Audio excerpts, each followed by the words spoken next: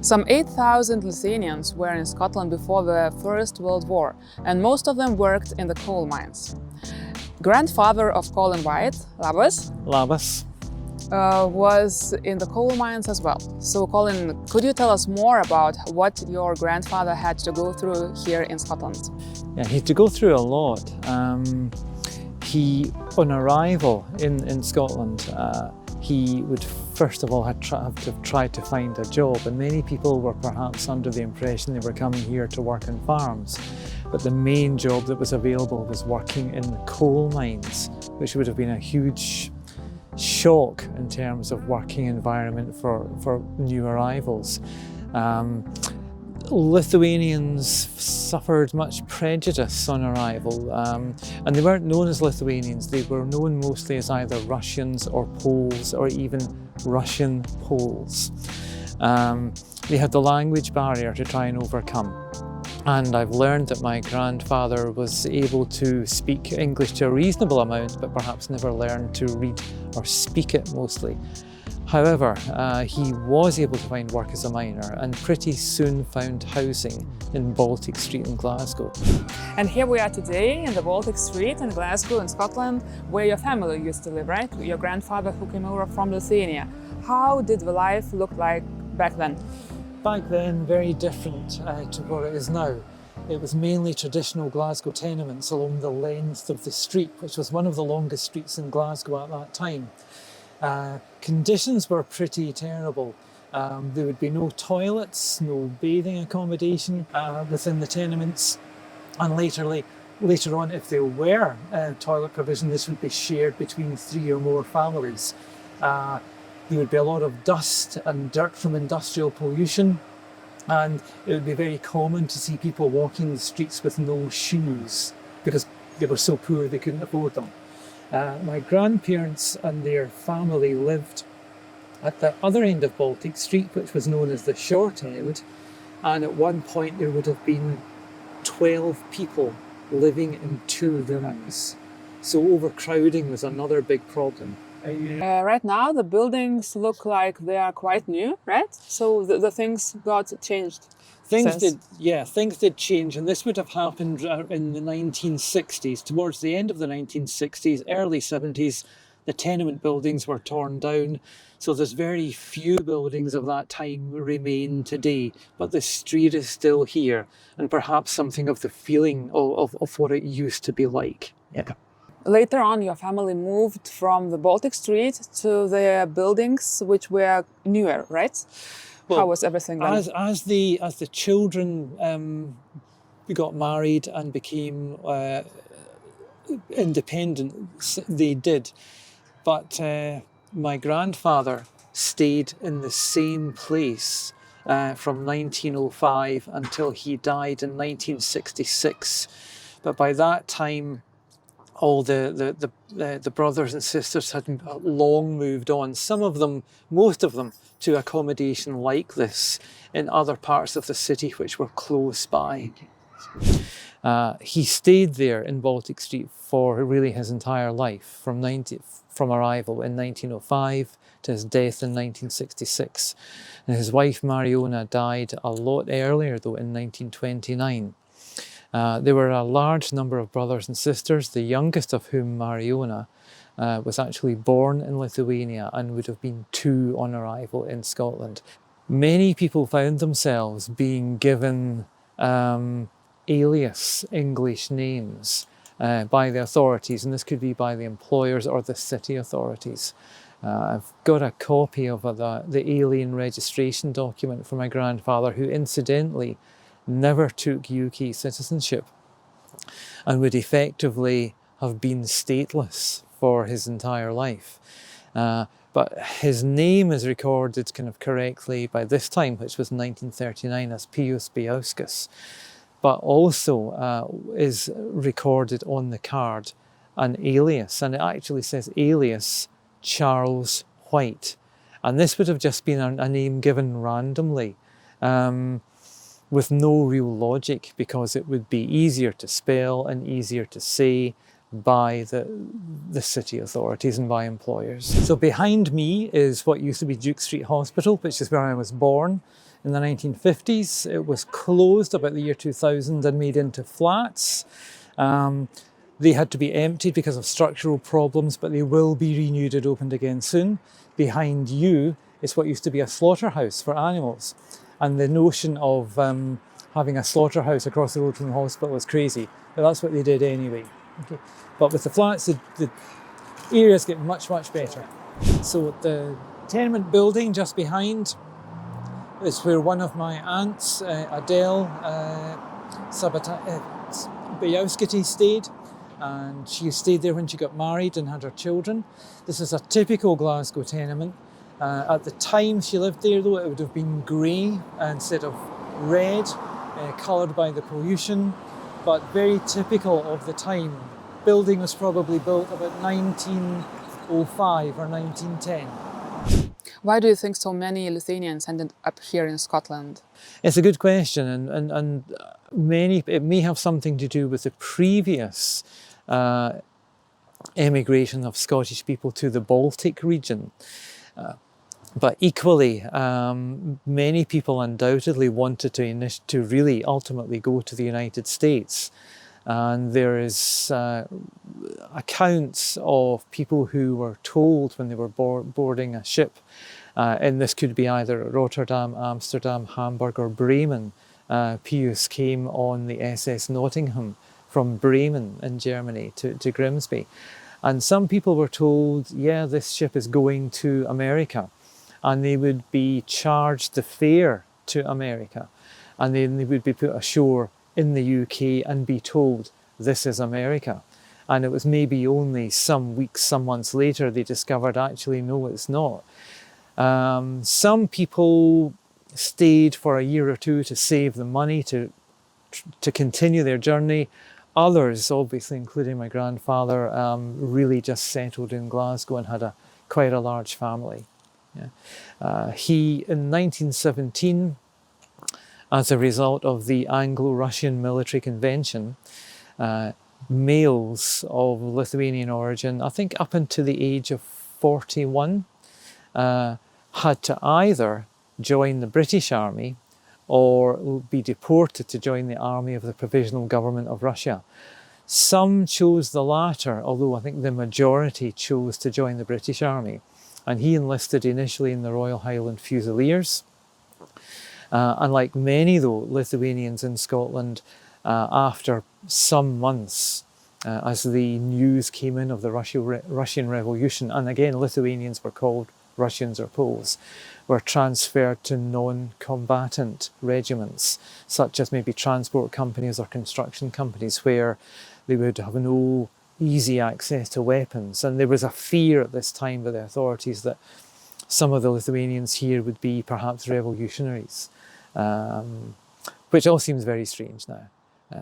But he certainly had many difficulties trying to overcome, not just initially, but throughout the years. He had to report to the police about every year, and the last entry on his alien registration documents was dated 1962, which stated he only had to report to the police every 2 years. And by that time, he would be like about 80. So, yeah. So although it might seem strange from today's perspective that you are on a ship, they tell you, please disembark, this is United States, and you get out of ship and suddenly you don't understand that you are not in the States, because imagine, there was no social media, you didn't learn the language, right? And you were told to do that, and only then, when you were here and the ship already left, you get to know that this is not the United States, actually, right? That's right.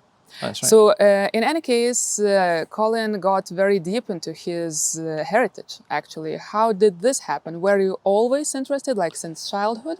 Kind of, yes. Well, definitely yes. And my earliest memories of this might sound a little bit strange. I was in my first year at high school, and we were all given an individual's atlas, a book of a map of the world to look at. And for some reason that I really can't explain, I was always drawn to look at the page which had the Baltic Sea, the Baltic states, Finland and Sweden on it. And several years later, I was looking through some old family documents in a box. I would be about 16 or 17. and I found a copy of my father's army paybook with a name I previously had no knowledge of scored out and the surname White written on it. And when I asked about it, discussion was not really encouraged in any way at all. And I found out from further contact with my cousins, this was really pretty standard, and probably resulted from the difficulties I've already described, but also the additional difficulties of sectarianism when Lithuanians who came to Scotland, and Glasgow in particular, were Catholic, which was a minority religion. They had foreign names, which again at the time was not appreciated, and maybe had difficulty initially learning English. So a combination of those made it perhaps seem desirable for people to conceal their heritage and their origins. And this lasted through the years. In fact, today, even in Scotland, the heritage is probably unknown to many people who are of Lithuanian origin. And probably if you find somebody with the surname of White, Blue, Miller, or Smith perhaps, there's a fair chance they may have Lithuanian roots. I deepened my interest when I reached a big birthday. I was 60, and I thought, if I don't find this out now, I never will. So something made me want to do this. Feeling like it's really hard to put into words. And I was able to find out by chance I found out a limited amount on the Scottish records. Difficulty was in finding the actual surname. There was 14 different spellings of the surname. And I found that one of the staff had been on an Erasmus exchange programme in Klaipėda. And he gave me the address of somebody he had met there.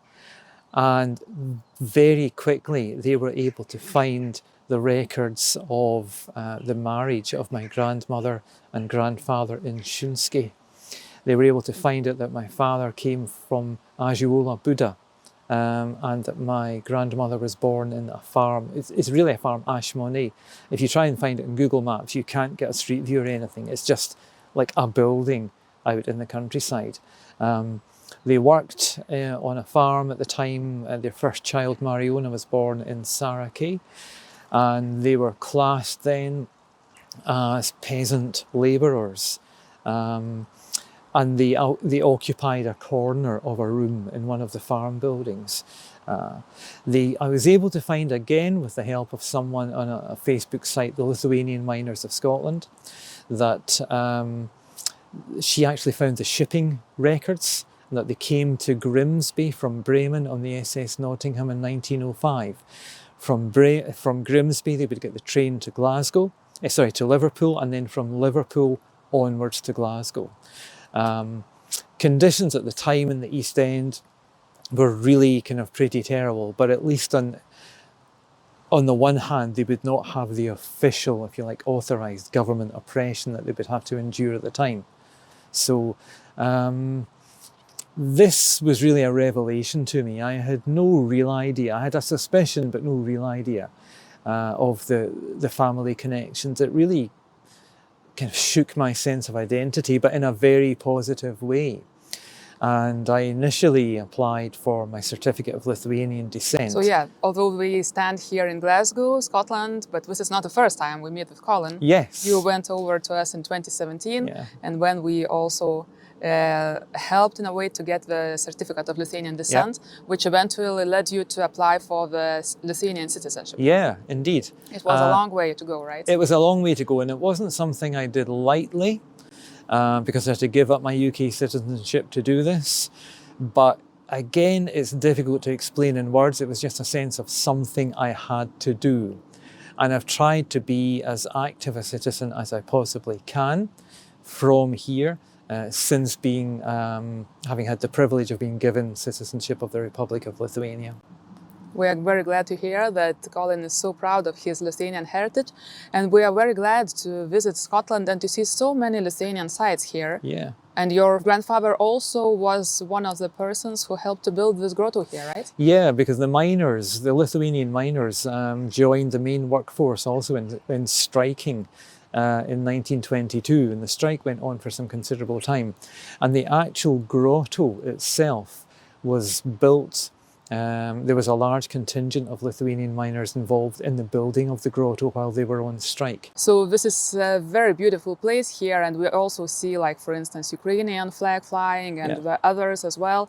What's the history behind it? The history is that the grotto itself, and by grotto we mean the entire area of the grounds, was built in 1922 by unemployed miners, which included a large Lithuanian contingent at the time. It's known as the Carin Grotto, and is in central Scotland, in North Lanarkshire, but very close to the town of Motherwell. It's had a long association with the religious community in Scotland, and more recently these particular shrines were built in 1985, and also the cross for St Casimir of Lithuania was built to mark the 100th anniversary of the arrival of Lithuanians in the UK.